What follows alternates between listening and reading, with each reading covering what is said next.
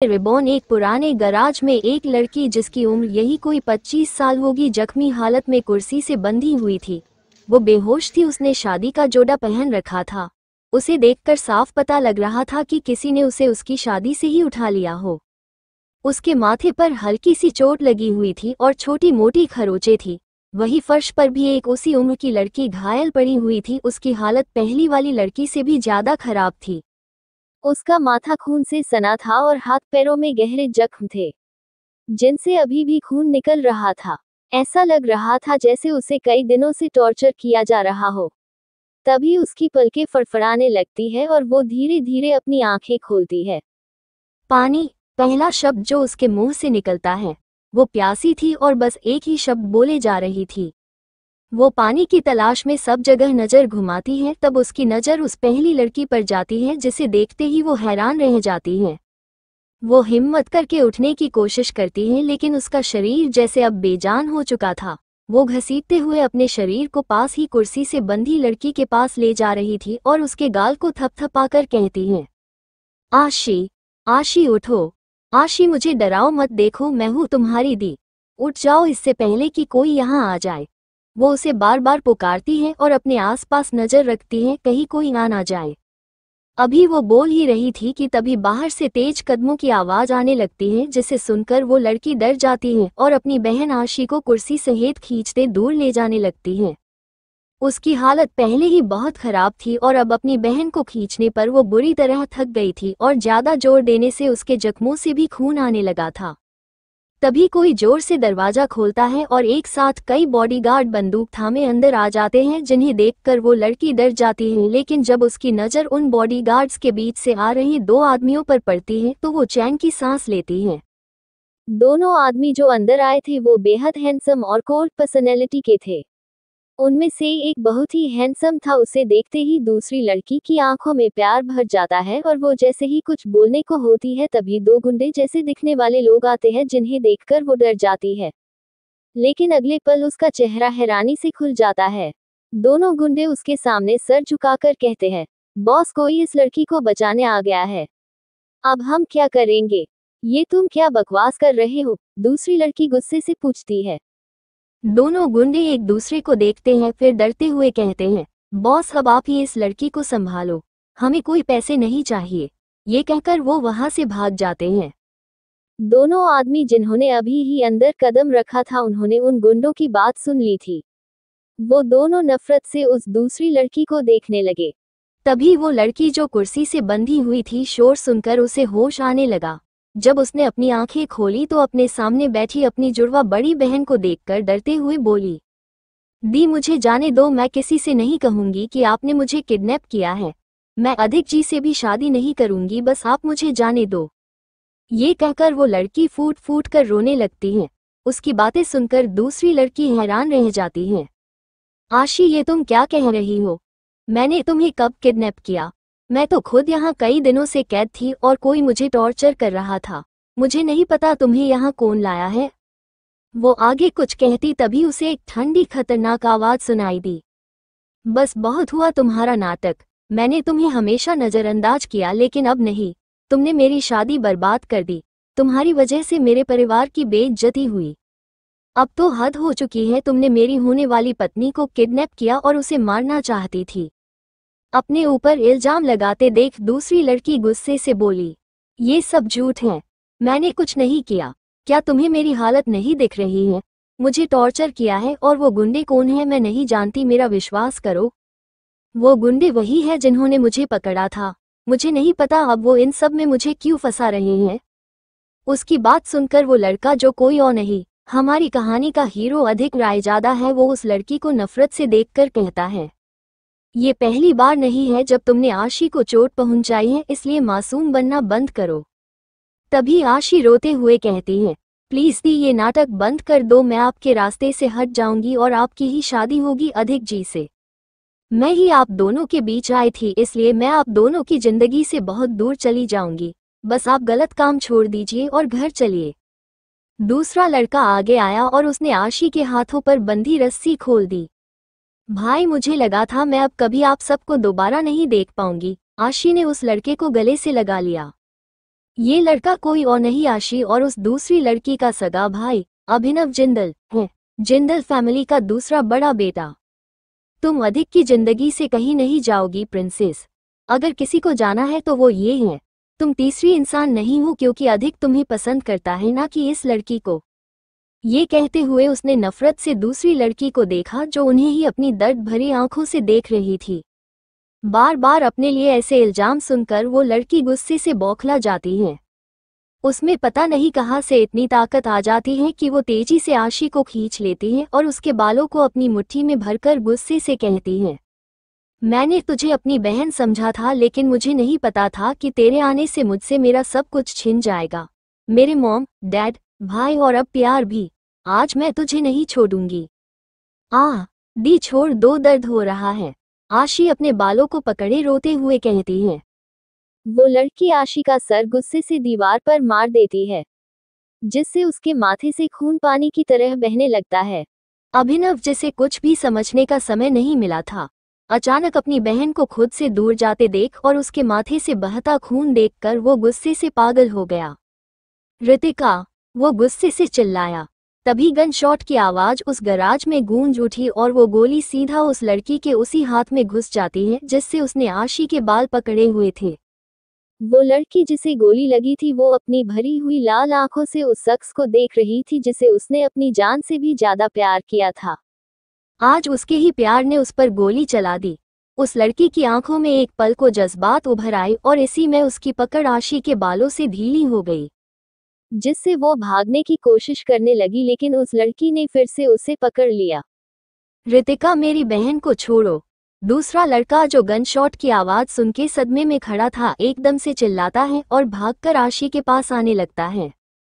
तभी रितिका उस दूसरे लड़के को देखते हुए और भी ज्यादा ताकत से उसके सर को दीवार पर दे मारती है। आशी की दर्द से चीख निकल जाती है और उसे अपना सिर घूमता हुआ महसूस होता है। इस बार उसकी हालत बहुत खराब हो चुकी थी। अधिक जो रितिका की हिम्मत को देखकर हैरान था वो ट्रिगर दबा देता है। गोली की आवाज फिर से आती है और सब कुछ थम गया। भाई, आशी जिसे अपने बालों पर ढीली पकड़ महसूस होती है तब वो एकदम से रितिका को धक्का देती है और अपने भाई को गले लगाकर रोने लगती है। वही रितिका का चेहरा पीला पड़ चुका था। उसकी हालत पहले ही मरने जैसी थी लेकिन अब बस चंद सांसें बची थी। उसका हाथ अपने सीने पर था जहां से खून की धारा बह रही थी। अधिक के हाथ में गन थी और वो अभी भी बिना भाव के वहां खड़ा रितिका को घूर रहा था। अभिनव की आंखें भीग जाती हैं। आखिर वो उसकी बहन थी जो आज अपनी गलतियों की वजह से मौत के करीब जा पहुंची है। वही अब उस लड़की के सामने अपनी पूरी जिंदगी एक रील की तरह चलने लगी थी। उसके माँ पापा उसे एक प्रिंसेस की तरह प्यार करते थे और सभी भाई उसे अपने बच्चे की तरह केयर करते थे क्योंकि वो सबसे छोटी थी और इसलिए भी क्योंकि वो पहले ही अपनी एक और बेटी बहन को खो चुके थे। लेकिन ये उस दिन से बदल गया जब से उसकी छोटी जुड़वा बहन वापस आई। सबके साथ उसने भी अपनी बहन को बहुत प्यार दिया था और अपनी हर चीज उसे दे दी क्योंकि उसे दुख होता था उसके बीते दिनों के बारे में जानकर। ऐसे ही एक एक करके जो उसका था सब उसकी बहन को मिलता गया। उसके माँ, पापा, भाई, फिर पूरा परिवार और आखिर में प्यार भी। अचानक से वो जोर जोर से हंसने लगी। उसकी हंसी अजीब थी लेकिन उसमें बेहिसाब दर्द और तड़प झलक रही थी। उसे ऐसे हंसते देख अधिक की आंखें सिकुड़ जाती हैं। वही उसके बगल में खड़ा अभिनव जिसने आशी को गले लगा रखा था, एकटक रितिका को देख रहा था। अपनी बहन को खून से सने देखकर उसका दिल कांप रहा था। वो उसके पास जाकर उसे बचाना चाहता था लेकिन तभी आशी की टूटी हुई आवाज उसे सुनाई दी। मुझे माफ कर दो, सब मेरी गलती है। अगर मैं अधिक जी से शादी करने के लिए हामी नहीं भरती तो इतना सब नहीं होता। ना दी मुझे किडनैप करती और ना आज उनकी ये हालत होती। ये कहकर वो अपने भाई का हाथ पकड़े फूट फूट कर रोने लगी। वही ये बात सुनकर अभिनव को जो भाव महसूस हुए थे वो फिर से गायब हो गए। आज तुम अपनी गलतियों और दूसरों को दर्द देने की वजह से इस हालत में हो। क्या अब तुम्हें शांति मिल रही है? क्या मिला ये सब करके? अभिनव खुद को ये पूछने से रोक ना सका, क्या अभी भी उसकी बहन को पछतावा है अपनी हरकतों पर? वो जानना चाहता था। रितिका जो तड़प रही थी लेकिन अभी भी उसके मुंह से एक आवाज नहीं निकली थी, फिर चाहे उसे कितना भी दर्द हो रहा था। वो अपने भाई को देखती है जिनकी आंखों में निराशा और दर्द था। वो मुस्कुराई और बोली, पछतावा है भाई, कोस रही हूँ खुद को। वो रुकी और उसने उन तीनों के भाव देखे, जहां सिर्फ उसके भाई को उस पर अब थोड़ी दया आ रही थी। वो फिर हंसी और बोली, कोस रही हूँ कि क्यों मैंने आप सबको अपना परिवार समझा। जब आप लोग अपनी एक बेटी और बहन को पाकर दूसरी को पूरी तरह भूल गए, वैसे ही काश मैं भी भूल जाती तो आज मेरा अंत ऐसा ना होता। अभिनव उसके जवाब को सुनकर दंग रह गया, लेकिन अगले ही पल उसकी आंखों के सामने वो सभी पल घूमने लगे जब जब उन्होंने उसे नजरअंदाज किया और उसकी कद्र नहीं की। अभिनव को गिल्ट होने लगा। वही रितिका अब अधिक को देखकर बोली, काश कि मैंने तुम्हें अपना ना समझा होता तो मैं तुम्हारे पीछे इतनी पागल नहीं होती। क्यों सभी लड़कों को वो लड़कियां चाहिए जो उनके लिए कुछ नहीं करती, लेकिन जो उनके लिए अपना दिल निकाल कर रख देती हैं वो उसकी कद्र ही नहीं करते। अधिक जो वही खड़ा उसे देख रहा था, अचानक उसकी आंखों में मिक्सड इमोशंस दिखने लगते हैं। उसे अजीब सी बेचैनी होने लगती है, जैसे कोई अपना उससे दूर जा रहा हो। सभी अपने ख्यालों में खोए हुए थे कि तभी आशी अभिनव की बाहों में झूल जाती है, जिससे उसका भाई और अधिक दोनों उसे संभालने लगते हैं। उन्हें उसके लिए इतना परेशान देख रितिका की आंखों से सभी भाव गायब हो जाते हैं। वो किसी पागल की तरह हंसने लगती है। हा हा हा हा हा, अधिक रायजादा। उसने बहुत ही नफरत से इस नाम को पुकारा, जिसे सुनते ही अधिक की आंखों में सख्ती छा जाती है। फिर उसने अपनी नजरें अपने दूसरे बड़े भाई पर की और नफरत से बोली, मिस्टर अभिनव जिंदल, मुझे नफरत है। नफरत है मुझे इस बात से कि मुझे आप जैसा भाई मिला जिसे सच क्या है और झूठ क्या है वो भी नजर नहीं आता। उसके शब्द जैसे अभिनव के सीने को छलनी कर रहे थे। रितिका की नफरत भरी नजर अब अधिक पर थी। उसने एक एक शब्द पर जोर देते हुए कहा, तुमने आज मेरे उस दिल पर वार किया है जो तुम्हारे लिए धड़कता था, लेकिन आज से और अभी से मैं रितिका जिंदल तुमसे इस दुनिया में सबसे ज्यादा नफरत करती हूँ। इसी के साथ उसने अपनी आखिरी सांस भी छोड़ दी। अभिनव ने आशी को अधिक के पास छोड़ दिया। वो रितिका के पास आया और रोने लगा। वही दूसरी दुनिया में नॉवेल पूरी पढ़ते ही एक लड़की ने उसे बंद करके दूर फेंक दिया और अपनी असिस्टेंट को घूरते हुए बोली, इसलिए तुम इस नॉवेल को पढ़ते हुए इतना हंसती थी क्योंकि इसका विलेन कैरेक्टर मेरे नाम पर है। ये सुनकर उस लड़की की असिस्टेंट डरते हुए बोली, बॉस मैं तो इसलिए हंसती थी कि कैसा कैरेक्टर है। अगर आप इस लड़की की जगह विलेन होती तो इसकी जैसी बेवकूफ़ी कभी नहीं करती हैं। ये कहकर उसने अपने दांत दिखा दिए। उस लड़की ने उसे और घूरा और बिना भाव के बोली, सही कहा, अगर मैं वो वाली रितिका होती तो मरते हुए भी उन सभी को साथ खींच लेती। ऐसे बेकार परिवार के पीछे क्यों भागना जब आपके पास प्यार करने वाले लोग हैं। फिर भी ये लड़की विलेन नहीं बल्कि बेवकूफ़ थी। आपने बिल्कुल सही कहा बॉस। वो अभी आगे कुछ और कहती कि तभी उसके फ़ोन में एक मैसेज आया और उसने अपनी बॉस की तरफ फ़ोन कर दिया।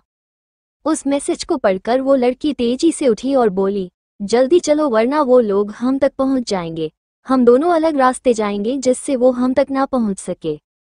जी बॉस, असिस्टेंट ने सिर हिलाया और वो दोनों वहां से चली गई। 1 घंटे बाद एक ऊंची पहाड़ी पर वही लड़की बिना भाव के खड़ी थी। उसके बाल हवा में लहरा रहे थे। काले ओवरकोट में वो डेविल क्वीन लग रही थी।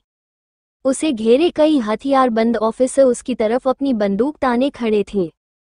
उनके ठीक बीच में एक बूढ़ा आदमी खड़ा था जिसने आर्मी की यूनिफॉर्म पहनी हुई थी। माफिया क्वीन, आखिर तुम हमारे हाथ लग ही गई। अब आराम से वो डिवाइस मुझे दे दो, वैसे भी उसे गवर्नमेंट के पास होना चाहिए। उसके रहते दूसरे देश के लोग हमसे डरेंगे, इसलिए इस दुनिया से जाने से पहले एक अच्छा काम तो करके जा ही सकती हो। वो लड़की जिसका नाम रितिका था, लेकिन वो एक अनाथ थी मगर बहुत ही काबिल।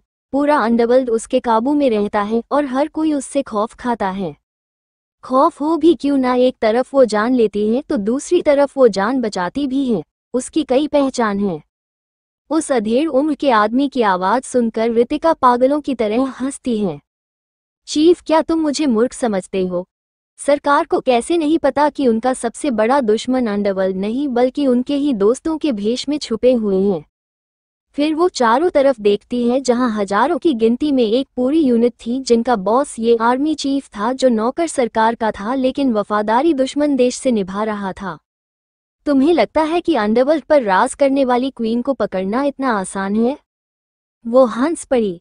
वही उसके इस सवाल भरे तंज को जैसे वो चीफ समझ गया और वो अपने आसपास देखने लगा जहां सभी उसके ही लोग थे।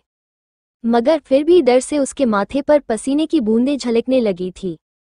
हाँ हाँ हाँ हाँ, यही डर तो अच्छा लगता है मुझे। जब मेरा दुश्मन जीत के करीब पहुंचने की सोचकर जाल में फंस जाता है तो यही डर उसका साथी बनता है। फिर एकदम से उसके भाव बदले और उसने अपने गले में पहना लॉकेट अपने हाथ में पकड़ा और उसके पिछले हिस्से को दबा दिया। जब तक चीफ ने उसकी हरकत देखी तब तक देर हो चुकी थी। वो हंसी और अपनी गूंजती आवाज के बोली, देखो मैं जाते हुए भी कितना अच्छा काम करके जा रही हूँ। अपने देश के गद्दारों को एक साथ मिटा रही हूँ। हाँ हाँ हाँ हाँ हाँ हाँ, उसके ये शब्द वही नहीं बल्कि सभी टीवी चैनल पर गूंज रही थी। क्योंकि वो पहाड़ी जहां सब खड़े थे वहां कई कैमरे फिट किए हुए थे जो क्वीन ने खुद करवाए थे क्योंकि ये पहाड़ी उसकी ही टेरिटरी थी। बूम! तभी एक तेज धमाका हुआ और सब बर्बाद हो गया। Novel world. म्यूजिक की तेज आवाज के बीच एक लड़की जो बार काउंटर पर अपना सिर रखे लगभग बेहोश थी वो धीरे धीरे अपनी आंखें खोलती है। उसका सिर दर्द से फट रहा था और ऊपर से इतनी तेज आवाज सुनकर चिढ़ से उसके माथे की नसें सिकुड़ जाती हैं। वो अपनी बड़ी बड़ी आंखों को कई बार झपकाती है जिससे वो होश में आ सके। जब उस लड़की की आंखें पूरी तरह से खुल जाती हैं तो उनमें हैरानी छा जाती है। मैं तो पहाड़ी पर थी और मैंने उस पूरी जगह को ब्लास्ट कर दिया था। मुझे मरते समय जो दर्द हुआ था वो याद है, वो सब असली था। फिर मैं जिंदा कैसे हूँ? क्या मुझे नर्क में नहीं होना चाहिए था? रितिका के भाई और जिंदल फैमिली वो कंफ्यूज थी। उसने खुद को संभालते हुए खड़ा किया और आसपास देखने लगी जहां सभी यंगस्टर्स थे। म्यूजिक बहुत लाउड था जिससे उसका सिर दर्द से फटा जा रहा था। तभी उसकी नज़र अपने बालों और हाथों पर गई जो बहुत लंबे और गोरे थे। मैं इतनी गोरी नहीं थी और मेरे बाल तो कंधे तक ही आते थे। ये मेरे हाथ भी नहीं हैं। अब जाकर उसे कुछ समझ आता है। वो वहां से गुजर रहे वेटर से वॉशरूम का रास्ता पूछकर चली जाती है। जब वो वॉशरूम में आकर शीशे में खुद को देखती है तो हैरान ही रह जाती है। बड़ी बड़ी हेजल ब्राउन आंखें, उन पर घनी पलके, ब्राउन कमर से थोड़ा नीचे आते बाल जो कल किए हुए थे, तीखी छोटी सी नाम, थोड़े से फूले हुए गाल जो उसे और भी प्यारा बना रहे थे, गुलाबी होंठ और चिन पर छोटा सा तिल जैसे चांद से मुखड़े पर कोई काला टीका हो, दूध सा गोरा चेहरा जो ज्यादा ड्रिंक करने की वजह से लाला पड़ चुका था। मैं किसी दूसरे के शरीर में आ गई हूँ, यानी मेरा पुनर्जन्म हुआ है। लेकिन ये जगह कौन सी है और ये बॉडी किसकी है? फिर वो एक नजर आईने में खुद को पूरी तरह देखने के बाद कहती है, खूबसूरत तो मैं भी थी लेकिन इतनी नहीं, पर ये शरीर बहुत ही कमजोर और दुबला है, जैसे एक फूंक में ही उड़ जाएगा। मुझे फिर से मेहनत करनी होगी खुद को मजबूत बनाने के लिए। मैं ऐसे ही तो नहीं रह सकती। ये सोचकर उसने अपना सिर हिलाया। तभी उसे शीशे में एक और लड़की दिखी। वो घूमी और सामने खड़ी लड़की को देखने लगी जो बिल्कुल वैसी ही दिख रही थी जिस शरीर में वो जागी थी। सामने खड़ी लड़की ने कहा, तुम्हारे सभी सवालों के जवाब मेरे पास हैं। अभी जिस बॉडी में तुम हो वो मेरी ही है। तुम इस वक्त एक नॉवेल में हो जिसकी मैं विलेन हूँ। मेरे मरने के बाद इस नॉवेल की एंडिंग हुई थी, लेकिन इस बार मैं जल्दी मर गई और तुम मेरी जगह यहाँ इस दुनिया में आ गई। उसकी सभी बातें सुनकर वो लड़की जो असली दुनिया की रितिका थी हैरानी से बोली, इसका मतलब मैं उसी नॉवेल में आ गई हूँ जो मैंने पढ़ी थी? जिस पर नॉवेल वाली रितिका की आत्मा बोली, हाँ ये वही नॉवेल है, पेन इन लव। मेरी जिंदगी यही तक थी और अब मैं जीना भी नहीं चाहती थी, इसलिए तुम्हें मेरा शरीर मिला है। मैंने बहुत गलतियां की है लेकिन मैं दिल से चाहती हूँ कि मेरा परिवार पछताए कि उन्होंने मेरे साथ कितना गलत किया है। उनकी वजह से ही मैं विलेन बनी थी। जब मेरे प्यार ने मेरी ही छोटी बहन से शादी करने का फैसला किया तब मैं सब कुछ छोड़ कर जा रही थी, लेकिन मेरे उस दुश्मन ने मुझे किडनैप कर लिया और टॉर्चर किया। ये भी कम था कि मुझे फिर से फंसा दिया और आखिर में मुझे अपने ही प्यार के हाथों से मौत नसीब हुई। ये कहते वक्त उसके होठों पर एक फीकी दर्द भरी मुस्कुराहट आ जाती है। उसका दर्द रितिका खुद भी महसूस कर पा रही थी, जबकि वो एक पत्थर दिल इंसान थी अपनी पिछली जिंदगी में।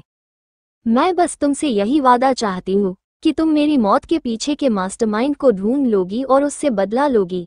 क्या तुम ये एक वादा मुझे दे सकती हो? ये कहकर नॉवेल वाली रितिका की आत्मा ने अपना हाथ आगे कर दिया। जैसे जैसे उस रितिका के दुख को वो महसूस कर रही थी, रियल दुनिया की रितिका को उसकी सभी यादें मिलती जा रही थी। उसका सिर दर्द से फटने लगा था, लेकिन फिर भी उसने अपना हाथ आगे रख दिया और वादा दे दिया। रितिका की आत्मा मुस्कुराई और बोली, मुझे तुम पर यकीन है, अब मुझे जाना होगा। अब से तुम ही असली रितिका हो और ये शरीर भी तुम्हारा ही है और इससे जुड़े सभी रिश्ते भी। मेरे अपनों से प्यार करना, उन्हें दुख मत देना। इसी के साथ उसकी आत्मा इस दुनिया से विलुप्त हो गई। रितिका का चेहरा भावहीन था। मैंने जब नॉवेल पढ़ी थी तो मुझे तुम बेवकूफ लगी थी, लेकिन अब तुम्हारी यादें मिल जाने के बाद समझ आया तुम बस प्यार की भूखी थी और बहुत मासूम, जिसका हर कदम पर फायदा उठाया गया। लेकिन अब पहले वाली रितिका मर चुकी है और आगे का खेल ये रितिका खेलेगी। हाँ हाँ हाँ हाँ हाँ, उसकी हंसी गूंजने लगी जो आने वाले वक्त में क्या कोहराम लाएगी किसी को नहीं पता था। वही उसी क्लब के बाहर कई गाड़ियां एक साथ रुकती हैं और उनमें से बॉडीगार्ड निकलते हैं। एक बॉडीगार्ड जल्दी से बीच वाली कार का दरवाजा खोलता है, जिसमें से बहुत ही हैंडसम और अट्रैक्टिव पर्सनैलिटी वाला शख्स उतरता है, जिसका ऑरा बहुत ही दमदार था। वो तेजी से उस नाइट क्लब के अंदर चला जाता है। बॉडीगार्ड भी उस शख्स को कवर किए अंदर चले जाते हैं। उसी कार की ड्राइविंग सीट और पैसेंजर सीट से और दो लड़के निकलते हैं। वो भी कम हैंडसम नहीं थे। वो भागते हुए उस शख्स का पीछा करने लगते हैं। रितिका अभी भी वॉशरूम में थी। वो अपने फेस को वॉश करते हुए सोच रही थी कि इस बार नॉवेल वाली रितिका की मौत कैसे हुई थी। जब वो याद करती है तब उसे पता चलता है कि इस नॉवेल का हीरो अधिक सबके सामने रितिका की जगह जो उसकी मंगेतर थी, उसकी ही छोटी जुड़वा बहन आशी को रिंग पहना देता है, जिससे उसकी सभी के सामने इंसल्ट होती है। लेकिन उस वक्त उसे इंसल्ट होने का बुरा नहीं बल्कि दिल टूटने का दर्द महसूस हुआ था। जब वो अपनी बहन को हटाने के लिए आगे बढ़ती है तो उसके दो भाई किसी दीवार की तरह आशी के आगे खड़े हो जाते हैं। तब उसे पता चला था कि उसके मंगेतर ने ही नहीं बल्कि उसके परिवार ने भी उसे धोखा दिया था। वो पहले से जानते थे कि ये सब होने वाला था, लेकिन उन्होंने उसे कुछ नहीं बताया। बस अपनी एक बेटी की खुशी के लिए दूसरी बेटी की जिंदगी को पूरी दुनिया के सामने तमाशा बना दिया। अपने दिल का दर्द और अपनों का विश्वासघात वो सह नहीं पाई और वहां से भाग गई। वो गुस्से से ड्राइव करते हुए इस नाइट क्लब में आ गई और बार काउंटर पर बैठकर ड्रिंक के साथ उसने कई सारी स्लीपिंग पिल्स खा ली, जिस वजह से उसकी डेथ हो गई। इन सब के बारे में सोचते ही उसकी आंखें गुस्से से लाल हो गई। कितना मतलबी परिवार है। एक बेटी की खुशियों पर पैर रखकर दूसरी बेटी को खुशियां देना चाहते हैं। ऐसे परिवार से तो अनाथ होना बेहतर है। इस वक्त रितिका की आंखों में उस परिवार के लिए घिन और नफरत साफ झलक रही थी। जो भी वो महसूस कर रही थी ये उसी रितिका के इमोशंस थे। उसने अपनी आंखें बंद की और खुद को नॉर्मल करके बाहर आ गई। जैसे ही वो बार काउंटर के पास आई तो एक परछाई ने उसे ढक लिया। रितिका ने अपना सिर उठाया तो उसकी नज़र एक जाने पहचाने चेहरे पर गई, जिसे उसने असली रितिका की यादों में देखा था। भाई, उसके मुंह से अपने आप ये शब्द निकल गया। उस शख्स ने बिना कुछ कहे उसे अपने सीने से लगा लिया और उसके सर को सहलाने लगा। रितिका, जो पिछले जन्म में एक अनाथ और भावहीन माफिया क्वीन थी, ऐसे अचानक किसी के गले लगने पर उसे अजीब लगा, लेकिन बाद में उसे एक सुरक्षित एहसास महसूस हुई। दो और लड़के आगे आए। उन्होंने भी दोनों को गले लगा लिया। जब रितिका ने उन्हें देखा तो उनकी आंखें नम थी। कुछ समय बाद रितिका उनके साथ कार में बैठी हुई थी। दोनों लड़के आगे के सीट पर थे और वो शख्स जिसे उसने भाई कहा था वो उसके साथ बैठी हुई थी। बच्चा, क्या तुम ठीक हो? उस शख्स ने रितिका के बालों को सहलाते हुए पूछा। दोनों लड़के भी यही जानना चाहते थे। सब उसके जवाब का इंतजार कर रहे थे। रितिका ने गहरी सांस ली और बोली, भाई मैं अब ठीक हूँ। वैसे भी जिन्हें मेरी कद्र नहीं है उनके पीछे समय बर्बाद करना बेवकूफ़ी है और रितिका जिंदल बेवकूफ़ नहीं है।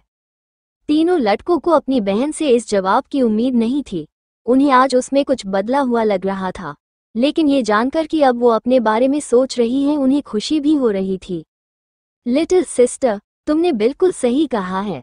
तुम अपने समझदार भाई की समझदार बहन हो जो किसी लड़के का पीछा नहीं करती है बल्कि कोई होगा जो तुम्हारा पीछा करेगा। ड्राइविंग सीट पर बैठा लड़का खुश होकर कहता है। तो चलिए जान लेते हैं कि ये तीनों कौन है। पहला शख्स जिसे रितिका ने भाई कहा था वो जिंदल फैमिली का बड़ा बेटा है और रितिका का सबसे बड़ा भाई है। रक्षित जिंदल और जो 2 लड़के उसके साथ आए थे उनमें से एक रितिका का चौथा भाई है, हर्षित जिंदल। तीसरा लड़का रितिका के बड़े मामा का छोटा बेटा है, सारांश खुराना। हर्षित की बात सुनकर रितिका कहती है, पीछे घूमने वालों की कमी नहीं है भाई, लेकिन सही इंसान की कमी होती है। अगर एक सही इंसान आपकी जिंदगी में होगा तो सब कुछ अच्छा होगा। तुमने बिल्कुल सही कहा प्रिंसेस। मुझे खुशी है कि तुम अब समझ गई हो कि अधिक तुम्हारे लिए नहीं बना है, वो तुम्हें डिजर्व ही नहीं करता है। रक्षित रितिका को शांत देखकर मुस्कुराते हुए बोलता है। सारांश जो चुप बैठा था वो भी फाटक से बोला, बिल्कुल उस अधिक की किस्मत इतनी अच्छी कहा जो उसे हमारी प्रिंसेस मिले। मेरी प्रिंसेस को तो कोई ऐसा मिलेगा जो उसे अपनी क्वीन बनाएगा। रितिका शांति से अपने भाइयों की बातें सुनती है और मुस्कुरा देती है। मुझे पता है आप ऐसा क्यों कह रहे हो सारांश भाई। सच में रितिका उन रिश्तों और मतलबी लोगों के पीछे घूमती रही जिन्हें उसकी कद्र नहीं थी, और जो असल में उसे चाहते थे उन्हें उसने हमेशा इग्नोर किया। ये सोचते हुए उसने एक गहरी सांस ली और अपनी आंखें बंद कर ली। उसने अपना सर रक्षित के कंधे पर टिका लिया और आराम करने लगी। उसका ये शरीर बहुत कमजोर था। इतनी ड्रिंक करने के बाद वो मुश्किल से होश में आई थी। उसके सिर में अभी भी दर्द था और उसे सोना था। रक्षित भी प्यार से अपनी प्रिंसेस का सिर सहलाने लगा जिससे वो सो जाए। कुछ मिनट बाद ही उसकी धीमी सांसों की आवाज सुनाई देने लगी। तीनों भाई समझ गए कि रितिका अब सो चुकी है। अब तीनों के भाव सर्द थे। रक्षित बहुत गुस्से में था। उसने हर्षित और सारांश को देखकर पूछा, क्या तुम दोनों नहीं जानते थे कि आज एंगेजमेंट सेरेमनी में क्या होने वाला था? नहीं भाई, रितिका की तरह हम भी शौक में थे। दोनों ने एक साथ जवाब दिया। जब जब वो आज के बारे में सोच रहे थे कि उनकी बहन के साथ आज क्या हुआ था, तब तब उनका खून खौल उठता था। अब इसका जवाब तो मिस्टर और मिसेज जिंदल ही देंगे।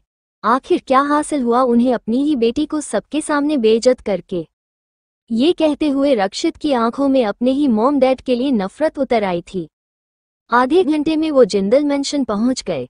रक्षित ने रितिका को अपने गोद में उठाया और बाहर निकल गया। हर्षित गैराज में कार पार्क करने चला गया, जो उसका और उसके भाई का पर्सनल गैराज था।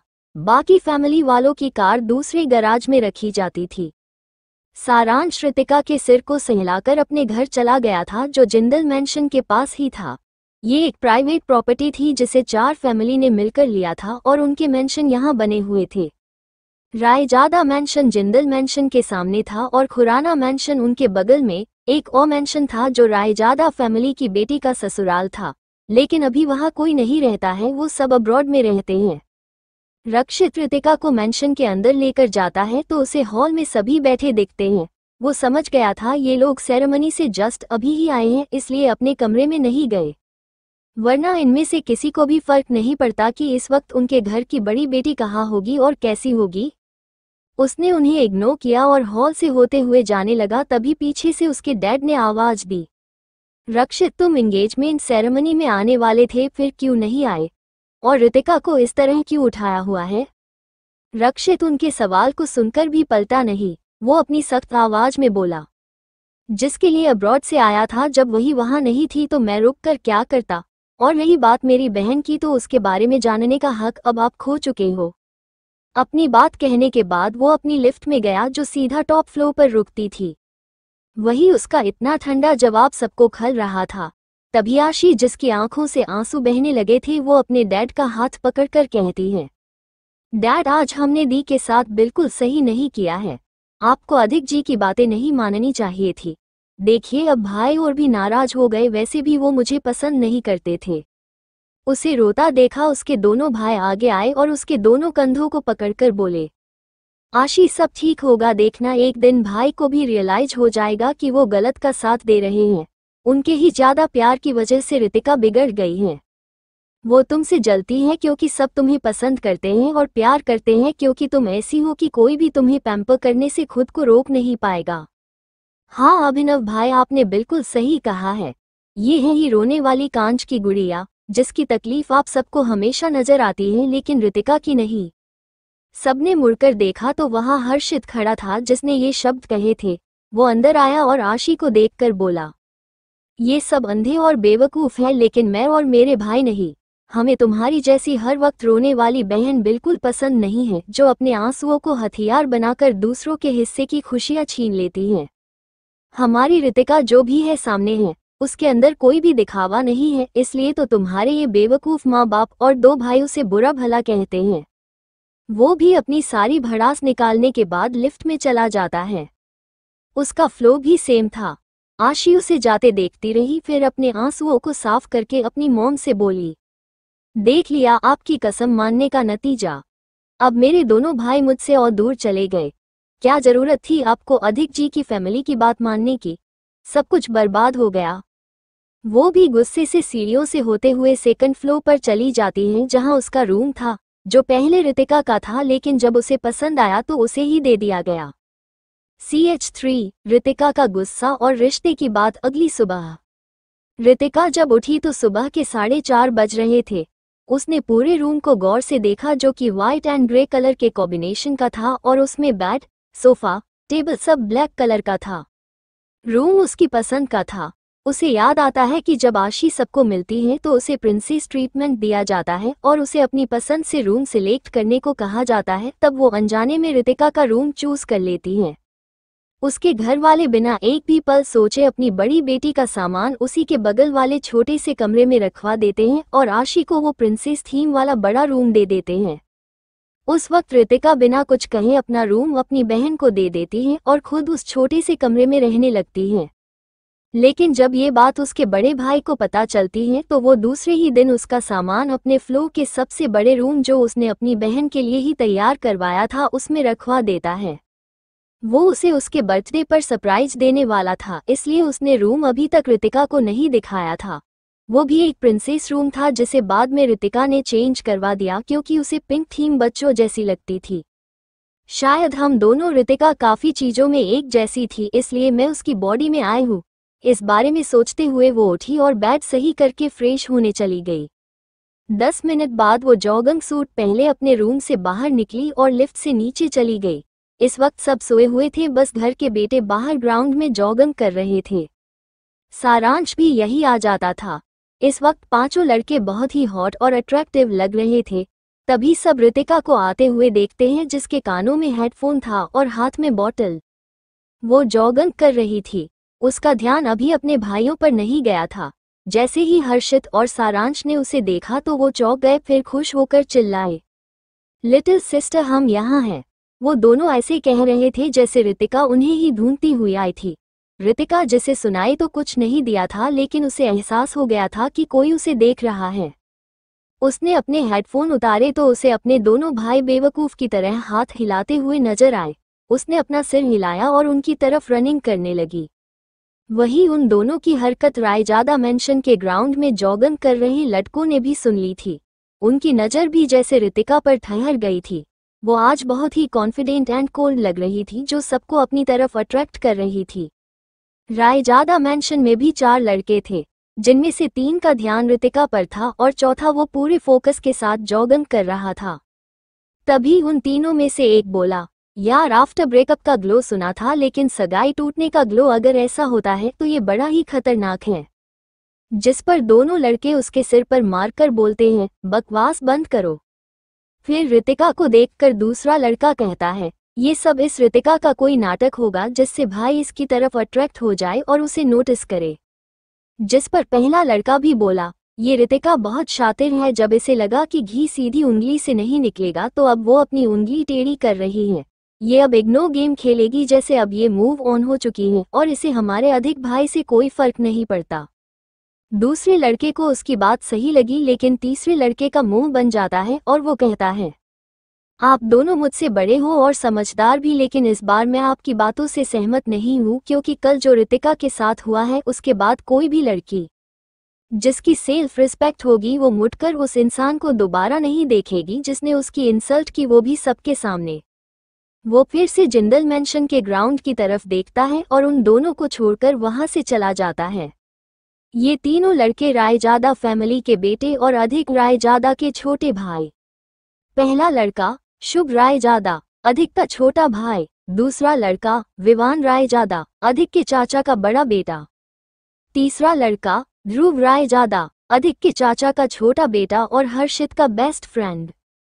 चौथा लड़का अधिक रायजादा था जिसे किसी से कोई मतलब नहीं था। उसे भी पता चल गया था कि रितिका को ही उसके भाई बुला रहे हैं, लेकिन उसने उसे देखने तक की जरूरत नहीं समझी। वही जिंदल मैंशन में रितिका रनिंग कर रही थी अपने बड़े भाई रक्षित के साथ। उन दोनों की स्पीड सेम थी। भले ही इस रितिका का शरीर कमजोर था और वो जल्दी थक जाती थी, लेकिन इसके अंदर जो सोल थी वो एक अंडरवर्ल्ड क्वीन की थी जिसके लिए दर्द बर्दाश्त करना और थकान कुछ भी नहीं थी। वही हर्षित और सारांश जो अपनी बहन के साथ जॉगिंग करने के लिए एक्साइटेड थे, वो अपने दोनों भाई बहन से थोड़े पीछे ही रह गए थे, लेकिन वो आज पूरी मेहनत के साथ जॉगिंग कर रहे थे।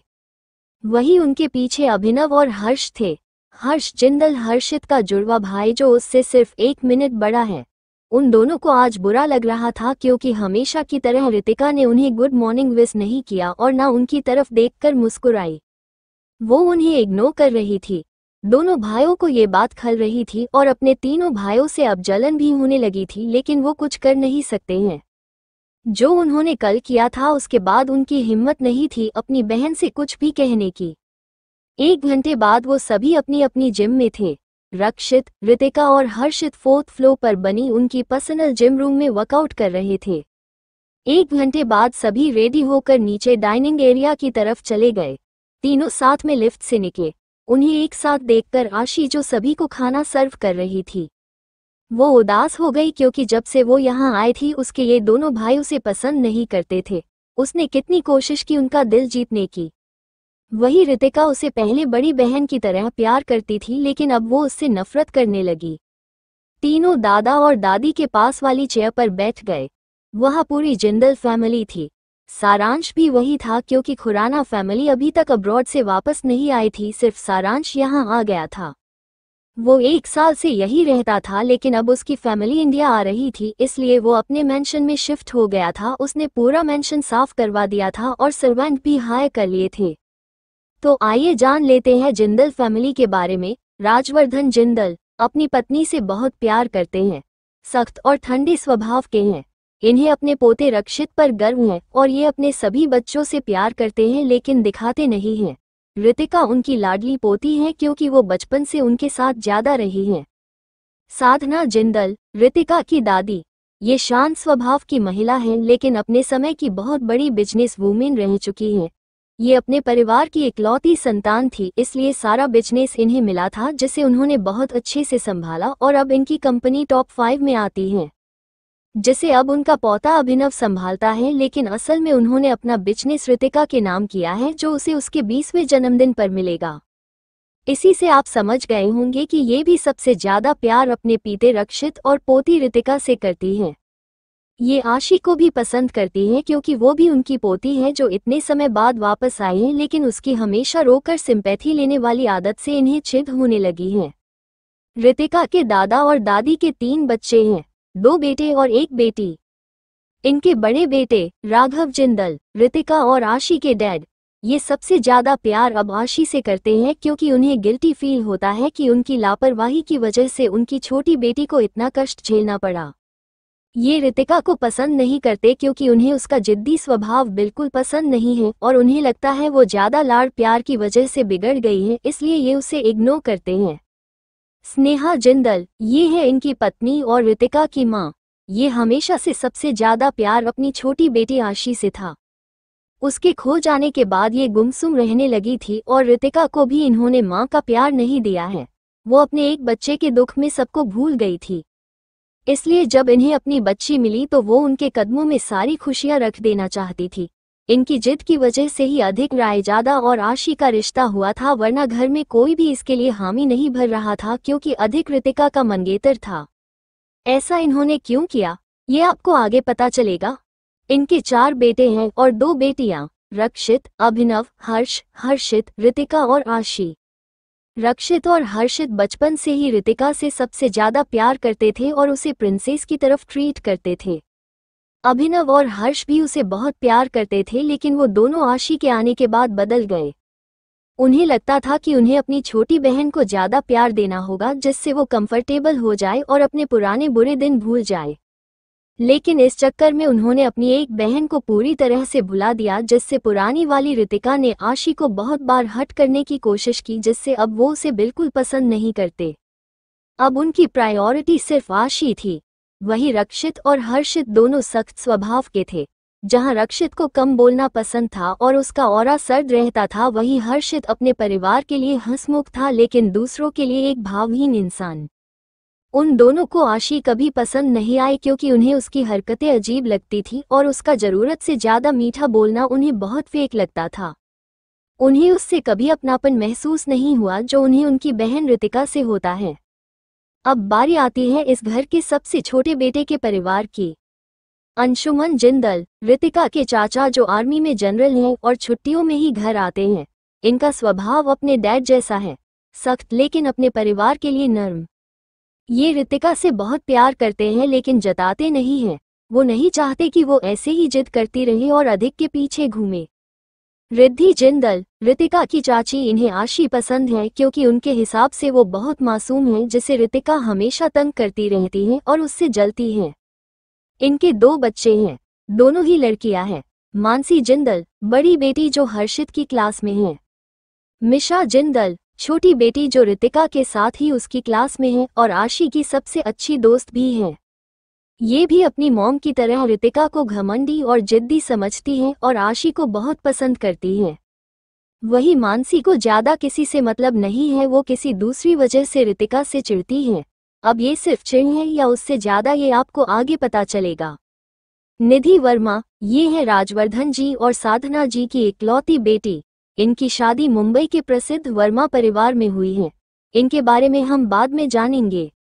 अब आते हैं कहानी पर। रितिका अब सभी के बारे में जानती थी, इसलिए उसने सिर्फ अपने दादा, दादी और चाचा को गुड मॉर्निंग कहा और अपने दोनों भाइयों के नीच बैठ गई। राजवर्धन जी और साधना जी ने जब अपनी पोती को ठीक देखा तो उन्हें एक राहत मिली। प्रिंसेस, हमें कल के लिए माफ कर देना। हम आपको बताना चाहते थे लेकिन इन लोगों की कसम से बंधे हुए थे, दादी जी ने उदास होकर कहा। जिस पर रितिका ने बिना किसी भाव के कहा, मुझे पता है दादी, इसमें आपकी कोई गलती नहीं है, इसलिए खुद को ब्लेम मत कीजिए। वैसे भी अच्छा हुआ जो मुझे पता तो चल गया कि ये परिवार कितना दोगला है। ये आपका परिवार है और हमने कल जो भी डिसीजन लिया है वो बिल्कुल सही है, फिर आप चाहे हमें दोगला कहें।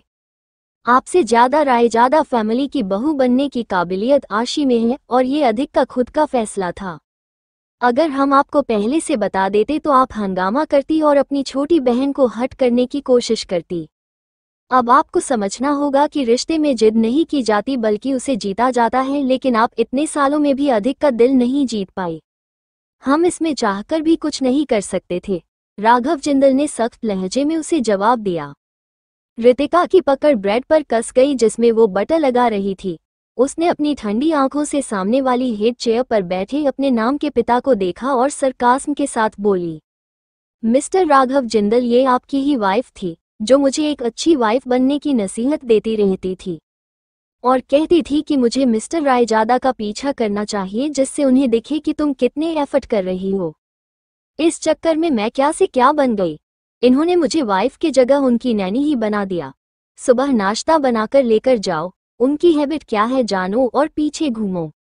क्या इन्होंने भी आपको इसी तरह से सेट किया था जो ये मुझे ये सब करने पर जोर देती थी? रितिका, अभिनव चिल्लाया और गुस्से से बोला, वो हमारी मॉम है, तुम ये किस तरह से उनके बारे में बात कर सकती हो? मिस्टर अभिनव जिंदल, आप तो हो ही अपनी मॉम और प्यारी बहन के चमचे। मैं आपको कोई जवाब देना जरूरी नहीं समझती, इसलिए चुप रहिए। वही उसके मुंह से अपने लिए भाई की जगह मिस्टर अभिनव जिंदल सुनकर सबको याद आया कि अभी उसने अपने डैड को भी मिस्टर जिंदल कहकर पुकारा था। राघव जी को भी एहसास हो गया था। अभिनव भी हैरान था, वो अपना सारा गुस्सा भूल चुका था। उसने बेचैनी से कहा, मैं तुम्हारा बड़ा भाई हूँ और वो डैड है हमारे, तुम ऐसे कैसे बात कर रही हो? उसके पूछने पर रितिका बिना भाव के कहती है, आप सच में मेरे भाई और आपके डैड मेरे कोई नहीं है। आप दोनों ही नहीं बल्कि जो मुझे सच में प्यार करते हैं उन्हें छोड़कर अब मेरा किसी से भी कोई रिश्ता नहीं है। उसकी बात सुनकर सबको एक झटका लगता है, लेकिन रक्षित नॉर्मल था। हर्षित और सारांश थोड़े हैरान हुए, लेकिन रितिका की कल की बातों के बारे में सोचकर उन्हें भी सब समझ आ गया। तभी रितिका सख्त लहजे में आगे बोली, मिस्टर अभिनव जिंदल, मुद्दे से मत भटकाए। तो मैं कहा थी, वो सोचने का नाटक करती है जिस पर सारांश जल्दी से जवाब देता है, इसकी मॉम तुम्हें नैनी बनाना चाहती थी। हाँ, उसने आशी के पास बैठी औरत को देखा और बोली, ये तो चाहती थी कि मेरी आदत लग जाए मिस्टर रायजादा को, लेकिन यहाँ तो इन्होंने अपनी बेटी की ही आदत बिगाड़ दी। मुझे कोई प्यार व्यार नहीं था उस इंसान से, बस एक रिश्ता था जो बनने वाला था, इसलिए मैं किसी पागल की तरह वो सब करती रहती थी। सिर्फ इसलिए क्योंकि उस पहले वाली बेवकूफ़ रितिका को लगता था कि अगर वो अपनी मॉम की बात मानेगी तो वो उसे भी आशी की तरह प्यार करेगी। खैर, रितिका जिंदल अपने रिश्ते पूरे दिल और शिद्दत से निभाती है, आगे भी निभाएगी, लेकिन उन्हें जिन्हें वो खुद बनाएगी। अब मैं उस बंधन से फाइनली फ्री हो गई हूँ। मुझे रियलाइज हुआ कि इतने एफर्ट्स का रिजल्ट अगर कल जैसी इंसल्ट है तो ऐसे किसी भी रिश्ते को सीरियसली लेना बकवास है। जैसे ताली दो हाथों से बजती है, ऐसे एफर्ट्स भी दोनों तरफ से करने पड़ते हैं, तभी एक रिश्ता सक्सेसफुल होता है। सच में मिस्टर रायजादा मेरी जैसी कोल्ड और बोल्ड एटीट्यूड वाली लड़की डिजर्व ही नहीं करते, उनके लिए मेरी प्यारी संस्कारी बहन ही बेस्ट है। उसने आखिर के शब्द ऐसे कहे जैसे वो अधिक का मजाक बना रही हो, लेकिन इसके एक्सप्रेशन सीरियस थे जिससे पता लग पाना मुश्किल था कि उसने की वे में ये बात कही थी। रितिका की बात सबको सही लग रही थी। अब राघव जी को अपनी बेटी के लिए बुरा महसूस हो रहा था। वही मेन एंट्रेंस पर खड़ी रायजादा फैमिली ने भी उसकी सभी बातें सुन ली थी। अभी किसी की भी नज़र उन पर नहीं गई थी। तभी राघव जी रितिका से बोले, तुम्हारे लिए एक रिश्ता आया है। वो मेरे बिजनेस पार्टनर है, उनका बेटा अब्रॉड से स्टडी करके आया है और जल्दी उनके बिजनेस को टेक ओवर कर लेगा। उनकी ये बात सुनकर हर तरफ सन्नाटा छा गया। रितिका ब्लैक कॉफी पीते हुए रुक गई। उसने गुस्से से अपनी मुट्ठी बना ली। वो कुछ कहती उससे पहले ही रक्षित गुस्से से बोला, क्या आप मेरी बहन की कल हुई बेइज्जती के लिए ऐसे कंपेंसेट करने का सोच रहे हैं? अगर हाँ तो आपकी सोच बहुत बहुत घटिया है मिस्टर जिंदल। दादाजी भी गुस्से में थे। उन्होंने टेबल पर हाथ पटका और अपने बड़े बेटे को निराशा से देखकर बोले, आज तुमने हद कर दी है। कल ही अपनी बड़ी बेटी का रिश्ता छोटी बेटी के लिए तुड़वा दिया और अब तुम फिर से मेरी पोती को किसी दूसरे रिश्ते में बांधना चाहते हो। पापा, आप मुझे गलत समझ रहे हैं, राघव जी ने समझाना चाहा, लेकिन दादाजी ने उन्हें हाथ दिखा दिया। तभी तेज तालियों की आवाज आने लगी। सबने उधर देखा तो रितिका के होठों पर एक सर्द मुस्कान थी। वो क्लैप करते हुए मजाकिया नजरों से राघव जी को देख रही थी। पता नहीं क्यों, लेकिन अपनी बेटी की ऐसी नजरों को देखकर उनका सिर अपने आप शर्म से झुक जाता है। मिस्टर राघव जिंदल, मैं गुस्से में हूँ, इसलिए आपको नाम से नहीं पुकार रही हूँ, बल्कि मेरा ये कहने का मतलब है कि आज से ना तो आप मेरे कुछ लगते हैं और ना मैं आपकी। इसलिए मेरी जिंदगी के फैसले अब से आप क्या कोई नहीं ले सकता। अब फैसला सिर्फ मेरा होगा। आपको फिक्र करने की जरूरत नहीं है कि मैं आपके इस घर में बिना शादी के बैठी रहूंगी। डोंट वरी, जैसे ही मेरी लाइफ में कोई मुझसे खुद से भी ज्यादा प्यार करने वाला आएगा, मैं बिना वक्त गवाए उससे शादी कर लूंगी। अगर ऐसा कोई नहीं आया तब भी मैं आप पर बोझ तो बिल्कुल नहीं बनूंगी, लेकिन अब मेरे लिए कौन बेहतर होगा वो मैं तय करूंगी। ना ही मुझे कोई टाइकून चाहिए जिसका बैंक बैलेंस भरा हो या उसकी फैमिली हमारे लेवल पर हो। मुझे सिर्फ अपने लिए एक पार्टनर चाहिए है जो सच्चे दिल से मुझे चाहे, बस एक सच्चा रिश्ता। फिर चाहे वो अमीर हो या ना हो, कोई फर्क नहीं पड़ता। रही बात खुद के शौक की, तो मैं इतनी इंटेलिजेंट हूँ कि मैं खुद कमाकर अपनी ज़रूरत और सभी शौक पूरे कर सकती हूँ। मुझे बस अपनी ज़िंदगी में सुकून चाहिए, ना कोई डील या फिर कॉन्ट्रैक्ट मैरिज। उसने ये इसलिए कहा था क्योंकि जिंदल फैमिली और रायजादा फैमिली के बीच रिश्ता दोस्ती से ज़्यादा फायदे का था। तो क्या रिएक्शन होगा रायजादा फैमिली का? क्या अधिक को फर्क पड़ेगा उसके चेंज बिहेवियर से? आज के लिए इतना ही। आगे जानने के लिए पढ़ते रहिए ये कहानी। Please comment, like, share and review. Thank you for reading smile.